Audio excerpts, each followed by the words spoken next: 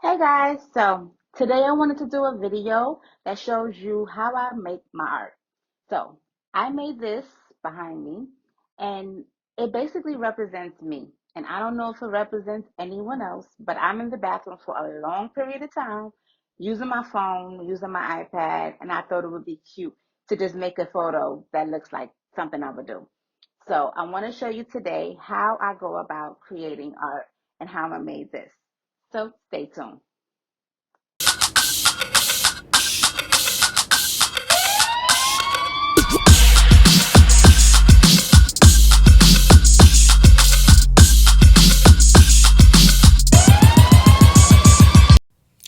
I'm back, y'all. I forgot I did not introduce myself.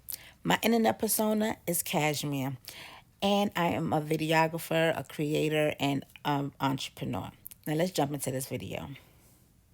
What I'm doing here is sourcing my images to make up the final product that I'm going to draw. I'm grabbing the girl, the seat she's going to sit on, and the background that I'm going to have her in. I know, I'm tracing. But before you judge me, let me tell you how I got started. For those here to learn, grab the pen tool on the left and start outlining your image. If you're new to Affinity Designer, the way you outline is you make your first anchor point, then you make the second anchor point. If you're going around a curve, you will hold and you drag until it's a curve. And then you would tap the little square, that's a blue dot, to get rid of the extra anchor so you can then place the next one where you want. Okay, so while I continue to outline, I'll tell you how I got started.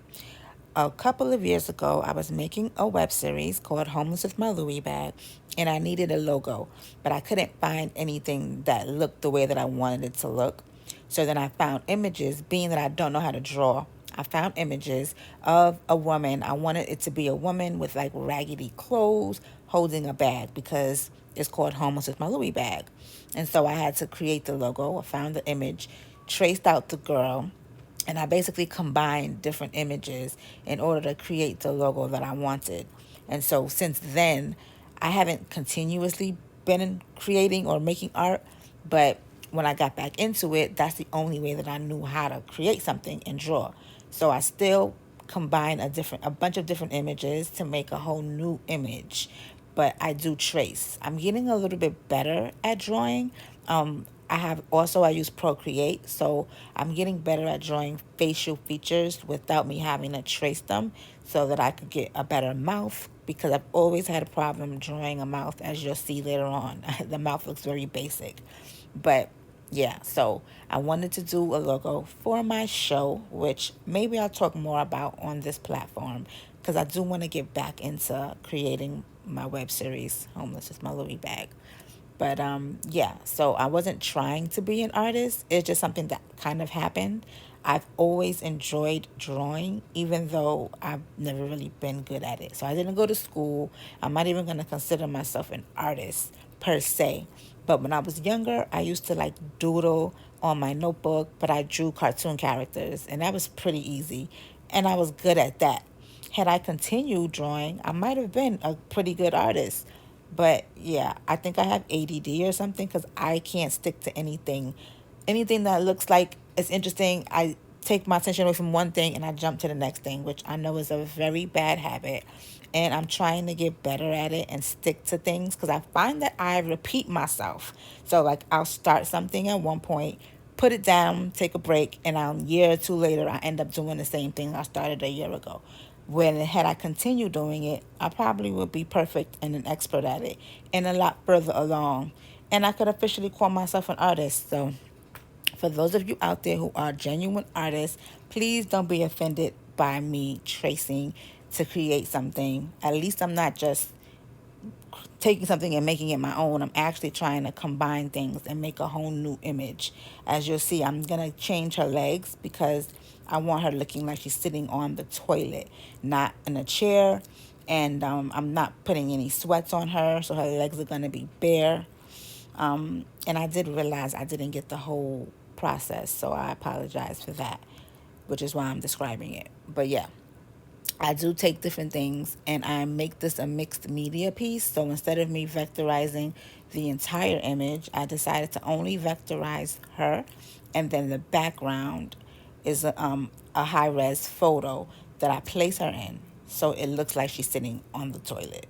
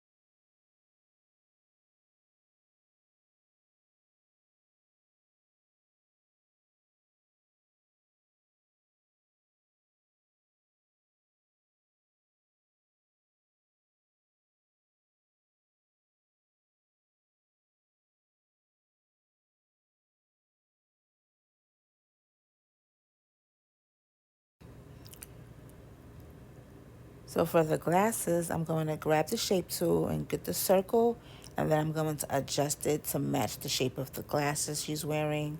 And then I duplicate it to do the other side to make it easier.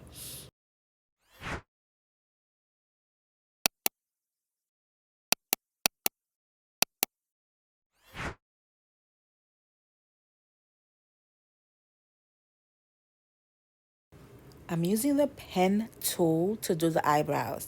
Now, since I've done this picture, I've made a eyebrow brush that looks just like eyebrows and it's way more natural. And I'll pin that video at the top on the right so you can watch that video if you want to know how to make your own eyebrow brush.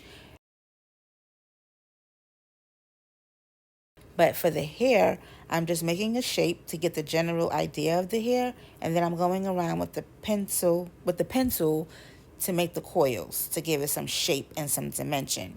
Then I use the pencil tool to give little singular strands of hair like flyaways and other coils to add more layers to the hair to make it look more realistic.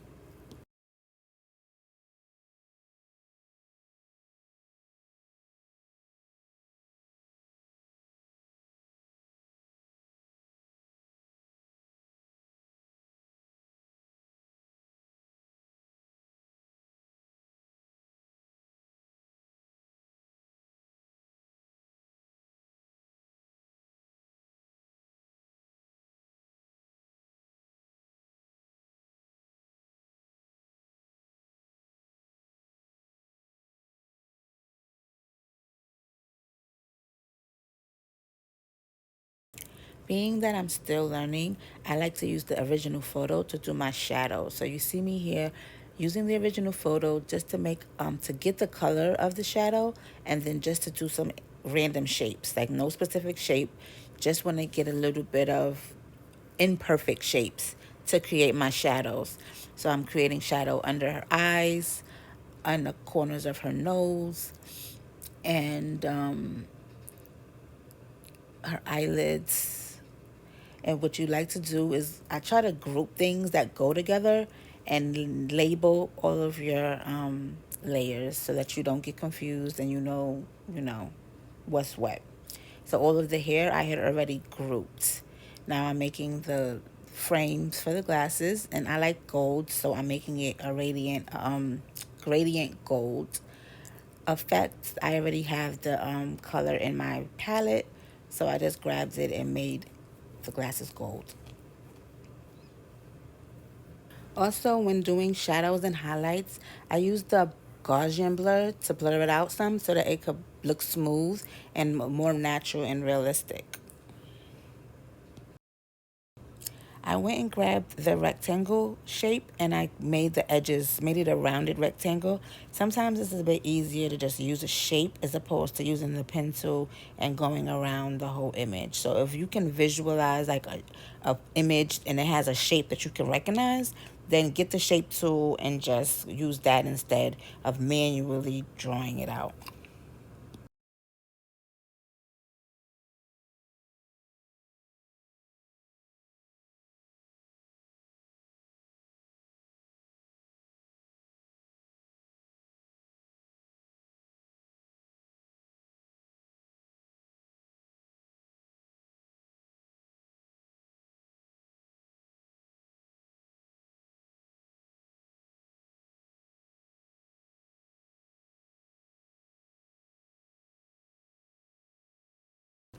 So I ended up drawing this leg, outlining it, but it didn't look right with the angle that I was going for. So I try to find different legs. I'm trying to use another photo that has the same woman in it, but then I go and find some different legs that I want to use of someone sitting on the toilet, like trying to get an idea of what it will look like, what your legs actually do when you're sitting on the toilet. So I'm scouring the internet for some photos and I'm cropping it out. Now, she's sitting on a chair, but she's facing forward. That's why I picked this photo because it would give me an idea of how to draw legs facing forward. And the other photo, her legs were bent at an angle. And then I decided to draw the feet on this girl as well because sometimes your feet are crossed when you're sitting on the toilet because it can get kind of comfortable. I don't know about you, but I could get kind of comfortable. And so, yeah, I'm tracing her legs and her feet. Ultimately, I don't even use any of this. I'm just going through so you can see how I go about it. But eventually, I find, I think, a different set of legs. And I don't even use the feet in the final photo. So for the show that I was working on, that I was creating, that got me started doing graphic design and art period, it was based on a true story. It was called Homeless with My Louis Bag again. And at the time, I was homeless and I was sleeping in my car. And I was creating a series that was based on my experiences being homeless.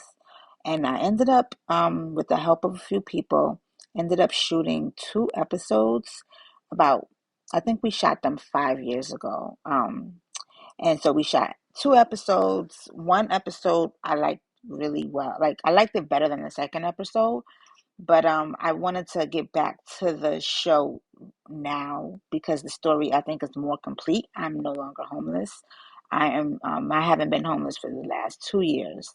So I've been in my apartment and no longer sleeping in my car. And so now I want to get back into it and tell the story the way that I think it should be told. And now that there's an ending to the story, I can see the ending.